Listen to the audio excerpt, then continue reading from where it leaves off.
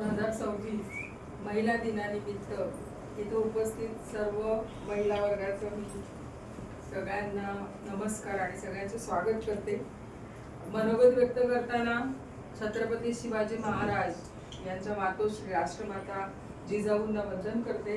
त्याच प्रकारे आता ह्या सगळ्या महिला इथं उपस्थित आहेत। आज प्रत्येक क्षेत्रामध्ये महिला कार्यरत आहेत। चांगल्या शिकून शिक्षण घेऊन घर सांभाळून आपली ड्युटी करतायत। प्रत्येक क्षेत्रात ड्रायव्हर आहेत, पायलट आहेत, रिक्षा चालवतात, ट्रक चालवतात, पोलीस आहेत, शिक्षिका आहेत, ऑफिसमध्ये आहे, इंजिनियर आहेत, डॉक्टर आहेत। एकही क्षेत्र असं राहिलं नाही। तर सगळ्या महिलांना आजच्या जागतिक महिला दिनाच्या निमित्त वंदन करते आणि या सगळ्यांना संधी देणार ज्यांच्यामुळे या महिला आज स्वाभिमानाने वावरतात त्या सावित्रीबाई फुले यांना, महात्मा ज्योतिबा फुले यांना वंदन करते, सरोजिनी नायडू यांना वंदन करते। त्याचप्रमाणे सर्व अगदी मैत्री, गार्गी या पुराण काळामध्ये होऊन गेलेल्या स्त्रिया, झाशीची राणी या पराक्रमी सर्व स्त्रियांना वंदन करते।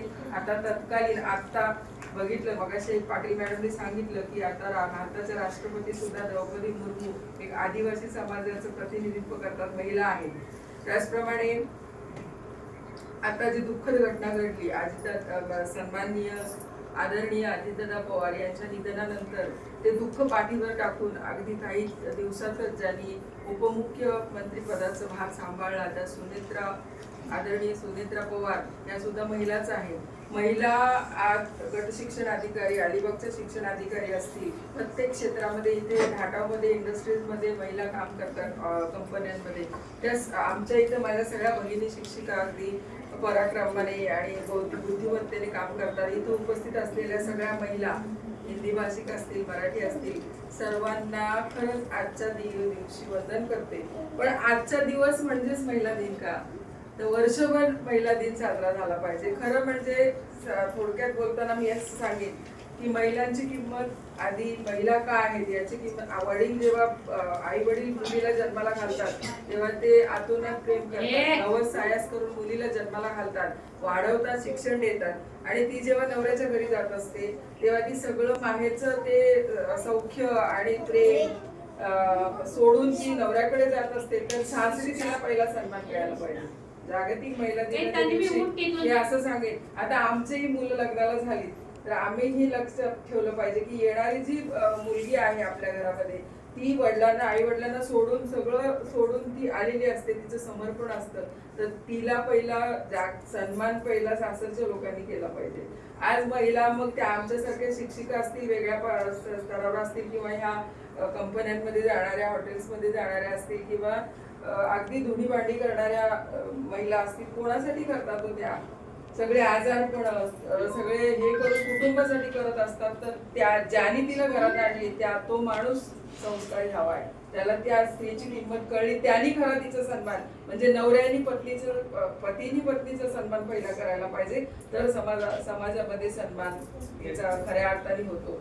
आणि एखाद्या पुरुषाची भाषा, आता मी ज्या कलियुगाबद्दल बोलते, हे आपण सगळं संस्कारांबद्दल किंवा पौराणिक काळ किंवा आधुनिक काळ याच्यामध्ये बोलत असताना आता जो कलियुगात चाललंय ते काय चाललंय? आज एखाद्या ड्रिंक म्हणजे दारू पिणाऱ्या नवऱ्याची बायको काय हालामध्ये आहे। मरमर सकाळी उठल्यापासून रात्री जाईपर्यंत ती कष्ट करत असते, मुलांसाठी राबत असते आणि घरी जाऊन नवरा आल्यानंतर दारू पिऊन तिला मारहाण करत असतो, शिवीगाळ करत असतो। त्याची आई कुठल्या संस्काराची आहे हे त्याच्या वागण्यावरून दिसत असतं। त्याची भाषा जी असते पत्नीसाठी, जी कुटुंबासाठी समर्पण करत असते, मुलाबाळांसाठी खस्ता खात असते, स्त्रीच्या आयुष्यामध्ये डिलिव्हरी सारखे प्रसंग येत असतात, तिच्यामध्ये तिला अनेक मुलांना जन्म दिल्यानंतर अनेक शारीरिक कष्ट तिच्या वाट्याला येतात, आजार तिच्या वाट्याला येतात। हे सगळ्याला झगडून मुलांसाठी ती सगळं सहन करते, मार सहन करते, शिवीगाळ सहन करते। का तर मी इथून गेले तर माझ्या मुलांचं काय होईल, म्हणून ती सगळं समर्पण करत असते, सगळं करत असते आणि झगडत असते। त्यावेळेला तिच्या बरोबर जो पुरुष वागतो तर त्याची क्वालिटी काय आहे, त्याची संस्कार काय आहे हे त्याच्या भाषेवरून आणि त्याच्यावर केलेल्या आईच्या संस्कारावरून कळतात। म्हणून मी इथं आलेल्या महिलांना सांगेन की आमची चिमुकली मुलं ही तुमची मुलं, आमची मुलं आहेत, तर आम्हीही त्यांच्या आई आहोत, तुम्हीही त्यांच्या आई आहोत। तर आपल्या मुलांना असे संस्कार करूया। महिला दिन एक दिवस साजरा करून उपयोग नाही, तर असे संस्कार करूया की आयुष्यभर आपली मुलं महिलेचा सन्मान करतील, कुठल्याही महिलेसाठी अपशब्द वापरणार नाही, तरच ते खऱ्या अर्थाने सुशिक्षित आणि सुसंस्कृत नागरिक म्हणून तयार होतील. तर आपण दोघांनी ही जबाबदारी घेऊया. आणि मी परत एकदा सॅल्यूट करते अशा स्त्रियांना.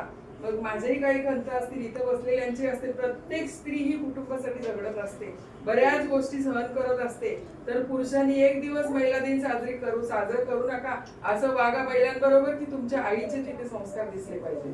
आणि आपण आपल्या मुलांना घडवूया. आता इथे हिंदी भाषिक सगळे असल्यामुळे मी कविता लिहिते म्हणून एक हिंदी कविता सादर करते की तुम्हाला घाबरायचं नाही. आपल्याला सगळ्याशी स्त्रियांकडून खूप अपेक्षा असतात. हो, स्त्री अशी असली पाहिजे, ती स्त्री तशी असली पाहिजे. अरे पण स्त्रीला वागवणारा पुरुष पण तसाच असला पाहिजे ना. जर श्रीराम असेल तर श्रीरामाची सीता बना, जर महादेव असेल तर महादेवाची पार्वती बना. पण जर जो रावण असेल किंवा असुर असेल तर तुम्ही चंडिकाचं रूप नक्कीच घ्या. सहन करू नका, कारण सहन करणं म्हणजे स्त्री शक्ती नाही, संस्कार नाही. जेवढ्या तुमच्यामध्ये मर्यादा आहे, सहनशीलता आहे, तेवढंच करा. आणि आपल्या मुलांकडून संस्कारी मुलं कशी राहतील यासाठी आम्ही प्रयत्न करूया. मी एक कविता सादर करते, आत्ताच लिहिली वर्गामध्ये.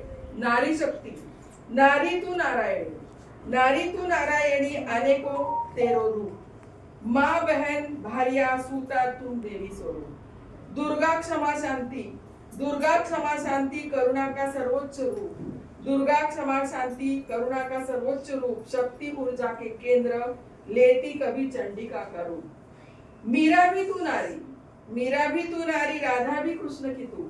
मीरा भी तू नारी, राधा की कृष्ण की तू. सीता प्रभु रामचंद्र की, महाकाल की महाकाली, तेरा प्रलयकारी रूप. आबला नहीं है तू, आबला नहीं है तू, लड़ खुद के लिए तू. आबला नहीं है तू, लड़ खुद के लिए तू.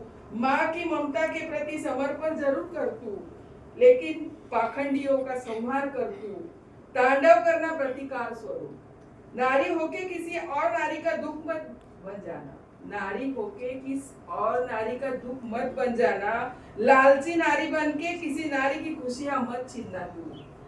स्वयं को संस्कारी रख तू, जियो और जीने दो, यही नारी का पूज्य स्वरूप, यही नारी का पूज्य स्वरूप.